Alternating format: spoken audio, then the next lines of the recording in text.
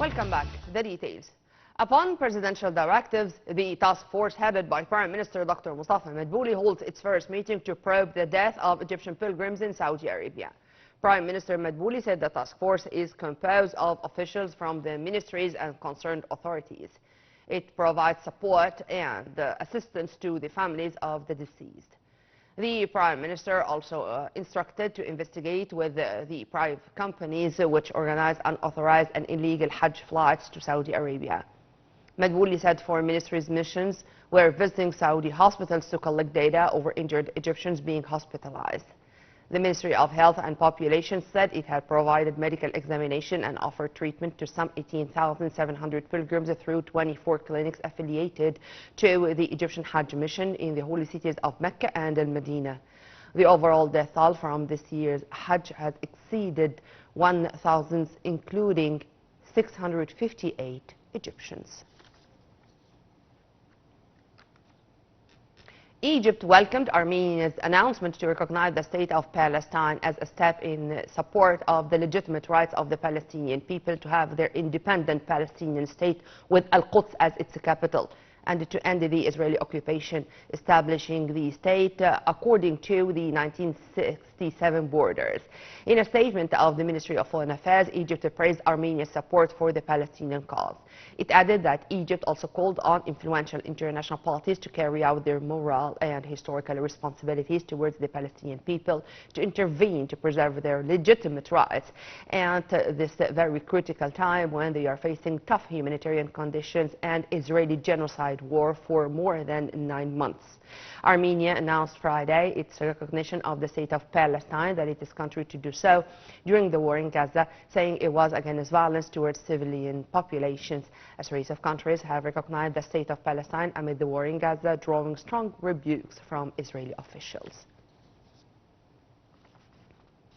The Health Ministry in Gaza said Saturday at least 37,551 Palestinian civilians were martyred in the territory during more than 8 months of Israeli genocide war in the Palestinian besieged enclave.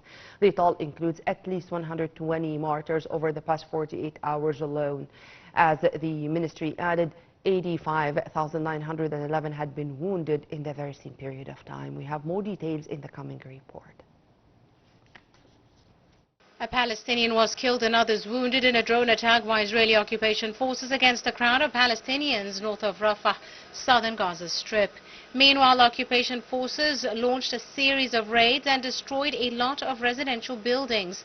Occupation forces continue their aggression on the Strip since the 7th of October, which led to the death of more than 37,551 and the injury of 85,911 others, whilst thousands are still under the rubble. Earlier, residents and Israel's military said Israeli forces pounded Rafah in southern Gaza Friday, as well as other areas across the enclave, killing at least 45 Palestinians as troops engaged in close-quarter combat with Hamas. Tanks were forcing their way into the western and northern parts of the city, having already captured the east, south and center. The Israeli occupation said it was looking into the reported strikes in a separate incident in Gaza City. It said its forces were conducting precise intelligence-based actions in the Rafah area, where troops were involved in close-quarter combat, claiming they'd located tunnels used by Hamas. Military also said that over the past weeks, its forces targeted a university that it said served as a Hamas headquarters, from which fighters had fired on its soldiers and had found weapons and barrel bombs. In the central area of Nusayrat, the military said soldiers had killed dozens of fighters over the past week, claiming they found a weapons depot containing mortar bombs and military equipment belonging to Hamas. The United Nations said it is Israel's responsibility to restore public order and safety in the Palestinian territory so humanitarian aid can be delivered. The controversial U.S. effort to boost Gaza aid deliveries by building a temporary pier has faced repeated problems with bad weather damaging the structure and causing other interruptions to the arrival of desperately needed assistance. We have more details in the coming report.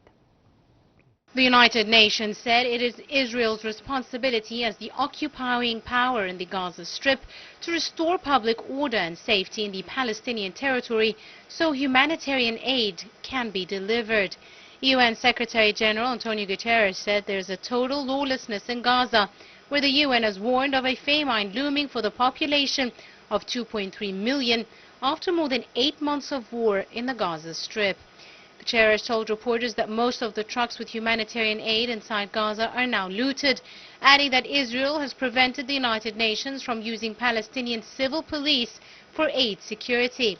He added there was total chaos in Gaza and no authority in most of the area. Israel's military, meanwhile, announced Sunday there would be a daily daytime pause in its attacks along a key road in southern Gaza, and the UN and aid groups use access to the Karam Abu Salem crossing from Israel. Meanwhile, the controversial U.S. effort to boost Gaza aid deliveries by building a temporary pier has faced repeated problems, with bad weather damaging the structure and causing other interruptions to the arrival of desperately needed assistance. More than 4,100 metric tons of aid has been delivered via the $230 million pier project so far, but it has only been operational for limited periods, falling short of President Biden's pledge that it would enable a massive increase in assistance reaching Gaza every day.